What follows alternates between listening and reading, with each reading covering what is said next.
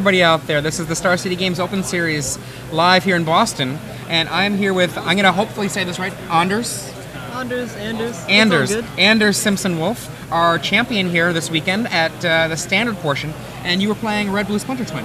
Yes. Why this deck? Well, I'll be honest. In the very beginning, it was for budget reasons. Go ahead. Back in the heyday of Caw-Blade with, Jace and Stoneforge Mystic, Right. I couldn't afford it. So I started with Splinter Twin, and after the bannings, it was just doing the most powerful thing in Standard. I mean, Caw-Blade's still a deck, but nothing goes infinite like Twin. Right. Now, in your last game there, in the finals, you had basically the nice Perfecto turn 4 kill, and you were safe as soon as you cast your Deceiver Exarch, tapped one of his 2 mana. You know he can't combust you now, because he has to do it then. And he doesn't have the green for Naturalize, so you got the free and clear win, right? How many times did you just have moments where your opponent just couldn't do anything on turn 4 and they were dead? Not often. It's hard to find the combo on turn 4. Right. And usually I actually played a decent amount of Caw-Blade in the Swiss, so people would just leave open mana, and I couldn't just assume that they had nothing. Dismember makes that too difficult to make that assumption? Dismember is a terrible card. I don't like it. Is it just because of the breaking of the color pie? I'm okay with that. I don't know. I don't think too much in the Vorthos realm. Just from the Twin perspective, a single mana from any deck is always threatening. Right. You're running Dismember yourself. It's good. I mean, I have to say, I have not seen Dismember very often in Splinter Twin. And are you using it primarily defensively or to fight against other Twin combos, or It's Spellskites?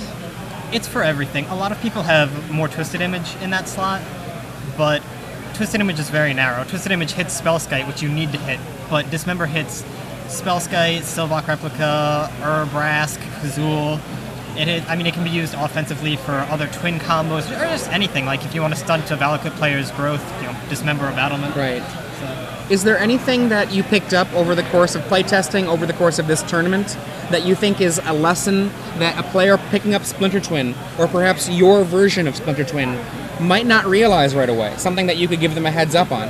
Okay. The deck can lose to itself. Earlier in the Swiss, I was playing Caw-Blade, and I had the free and clear. He was tapped out on his turn.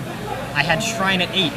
Break it, Preordain, Ponder, don't find anything. So really be conservative with your cantrips. Unless you only have like one missing piece, you really don't want to Preordain on turn 1. We saw a lot of players have Grim Lavamancer in their main deck, and I see you have Grim Lavamancer in your sideboard. What do you think about Grim Lavamancer in the 75 cards in general, and why is it in your sideboard rather than in your main? It's necessary in 75, absolutely. The reason I don't have it in the main is because it's at its best against Caw-Blade and generally some aggressive decks. The only thing is, in the main, your game 1 against against Caw-Blade is already pretty good. Right. So you don't really need him. And against the aggressive decks, they have all of their cheap burn that isn't as relevant against your combo, so Right. why give them a target? Out of the sideboard, it's incredible against Caw-Blade because it will kill their Hawks, which reduces Right. their clock. And it also pressures Jace. I was very afraid of Jace because I have no way to deal with him. And then against the aggressive decks, they board out things like some Lightning Bolts or Burst Lightnings, and he will live more often, or eat a Dismember. Right. You beat Jerry Thompson in the semifinals in 3 games. Can you say anything about that match? Was that like a close one? I hear that there was a nail-biter going on. So game 1, I won, not a big to-do. Game 2, he couldn't find any of his 3 Torpor Orbs, for which I was eternally grateful. I hear there was a Torpor Orb in game 3, though. There were 2. He went turn 4 Torpor Orb, and then turn 5 Torpor Orb. Yikes. And, I have 1 Shatter and 2 Into the Royals, so we're really hoping for a lot. And I don't got it.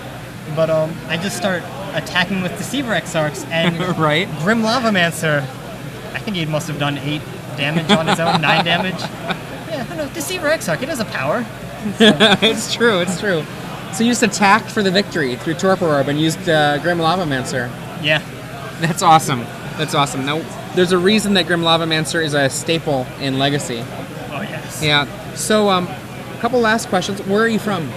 I'm from Doylestown, Pennsylvania. Okay, although, so not too far, right? It's a longer story than that. I'm from there, but I actually attend school in Boston. Right. But I'm working a summer job in Vermont, so it was like a 6-hour trip. Gotcha. And so you came here, and you had your deck. You were really ready. You finish beating Jerry Thompson first, and then in the finals, beating Valakut, and now you're a Star City Games champion. Do you think you're going to come to more Star City Games events now? Unquestionably. It's like you've got the fire even more? Oh, absolutely. I've got the fire, I've got the travel money, I've got everything. Excellent. Well, congratulations. Yeah, thank you. And good luck if you do a draft challenge or if you do other events. You're not doing the Legacy, though? Probably not the main event. Okay. Well, have fun this weekend, and congratulations once again. Thank you very much. This is Anders Simpson-Wolf, and our champion for the Star City Games Open Series live here in Boston. See ya. We'll be back in a few.